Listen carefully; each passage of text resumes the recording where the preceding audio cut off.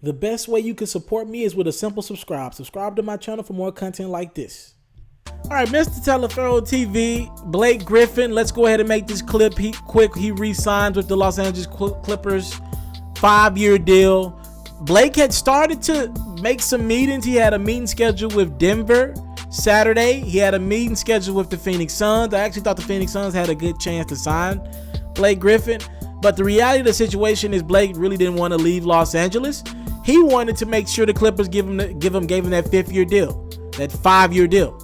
See, Blake was probably going to get a 4-year deal if Chris Paul had already re-signed with the Clippers, because the Clippers would have had some leverage.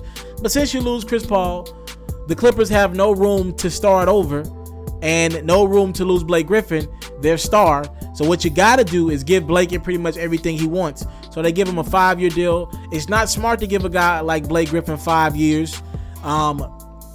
Because he's injury prone. He hasn't been able to get through pretty much any season over the last 2-3 years. I think it's a huge mistake, but the Clippers' hands are pretty much tied. It's like, let's play devil's advocate. You lose Blake Griffin, you're stuck with DeAndre Jordan, who shoots 49% from the free throw line. You can't start over. And if you're the Clippers, you've been pretty much a losing organization for most of 20 years. You're just now seeing what it's like to win. You lose Blake, you're back to losing. Who knows when you're going to be relevant again? They don't make them like Blake Griffin in a draft like that often, right? So you got to re-sign Blake. You had to give him the 5-year deal because you lost the leverage. And then there's the other side to it. Why give Blake this money? He's injury prone, like I said. Him and DeAndre have shown that they haven't worked out with one of the best point guards of all time, and Chris Paul. If they ain't worked out with him running the helm, do you really think it's going to work out with Patrick Beverley? I think not. And you don't know if you're going to be able to re-sign JJ Redick. And Doc Rivers is still the VP at this moment. That doesn't need to be the case.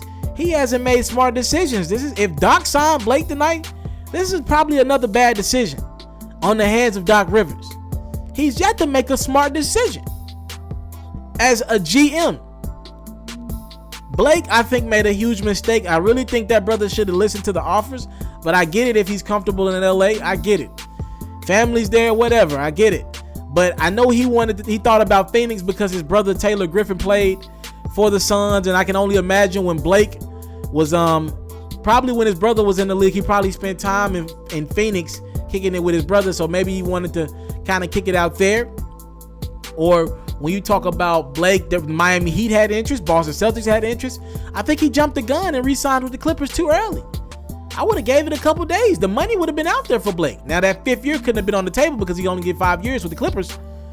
But is it a money thing? He has a lot of endorsements. Is it a security thing? Does the brother now have confidence in his body to hold up 5 years?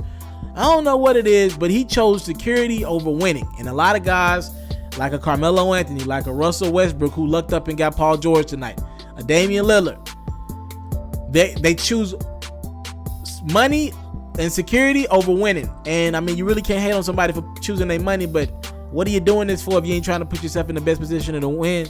And the reality of the situation is, when it all came down to it, Blake made a huge mistake. He chose Los Angeles. I think it's a huge mistake.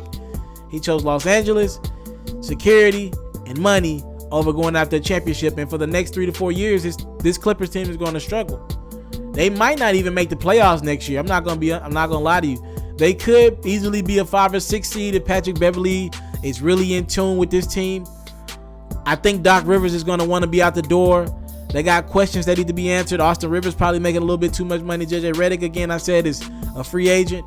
Who knows what this team look like? And Doc Rivers has shown me nothing to show that he's going to do a good job in free agency this offseason. He ain't did nothing. We talking about a guy who turned down Carmelo Anthony for Jamal Crawford and Austin Rivers. So here's where we at with it. Blake Griffin re-signs with the Los Angeles Clippers. I think it's a mistake.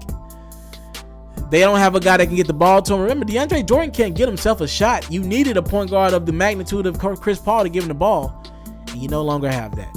Talk to me in the comment box below. What is this Clippers team going to do? How can they get this team to, kind of rebuild? What do you think the moves they should make in free agency? Talk to me. Comment box below. Subscribe to my channel if you haven't done so. I'm out. If you're looking to book me for an interview video or by phone, if you're looking to have your music or your skill featured on my daily podcast, if you're looking to book me for a speaking engagement to help motivate some kids, if you're looking to have me rock some of your clothing to help promote your brand, make sure you hit me up at booking@itsmrtaliaferro.com. Again, that's booking@itsmrtaliaferro.com.